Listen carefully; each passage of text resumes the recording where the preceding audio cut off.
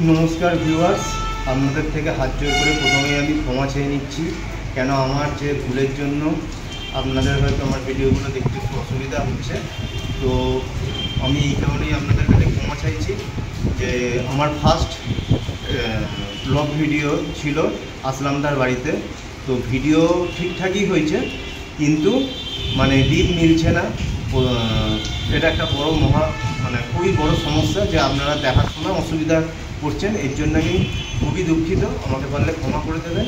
আসলামদা ডেকেছিল, আমি আসলামদার বাড়িতে গিয়েছে পায়রা দেখে এতই এক্সাইটেড হয়ে পড়েছিলাম যে আমি ক্যামেরা সেটিং করতেই ভুলে গেছি। তাই জন্য ক্যামেরা সেটিংয়ের প্রবলেমে তো আপনাদের ভিডিও দেখতে অনেক দিক্কত হচ্ছে।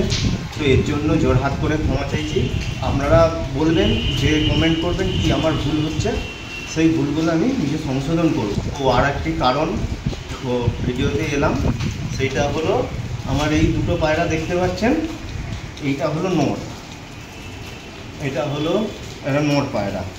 এই হলো তার শেপ, এই হলো হেড শেপ, এই হলো আইস কোয়ালিটি,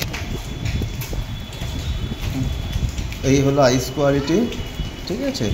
তো এই হলো পায়রার হেড শেপ, এই হলো পাঞ্জা। এই নর আমার কাছে অনেক দিন ধরে পড়েছিল, এর জন্য আমি মাদি পাইনি। তো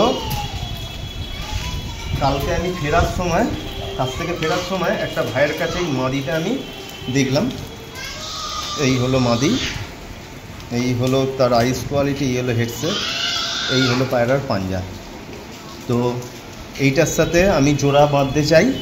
তো এর সাথে জোড়া বাঁধলে যাই না কি বাচ্চা আসবে, আশা করি এরকমই বাচ্চা আসা উচিত। কিন্তু নরের কোয়ালিটি অনেক হাই, মাদা কিন্তু খুব একটা ভালো না। তাও বন্ধুরা আপনারা কমেন্ট করবেন যে এইটা ঠিকঠাক আমি জোড়া বাঁধছি কি না। তো আরও আপনাদের যে কমেন্ট আছে করবেন, আমি সেইগুলো ভবিষ্যতে সংশোধন করব। তো বন্ধুর হিসাবে কিংবা ভাই হিসাবে, দাদা হিসাবে আমার ভিডিও যারা দেখে থাকেন, প্লিজ আমার এই ভুলের জন্য আপনারা ক্ষমা করে দিন। আমিও তো একটা মানুষ, তো মানুষ মাত্রই ভুল হয়। তো আশা করি আপনারা ক্ষমা করে দেবেন। চলুন পরের ভিডিওয়ে দেখা আবার হবে।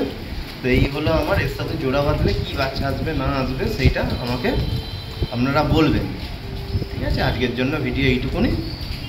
থ্যাংক ইউ বন্ধুরা।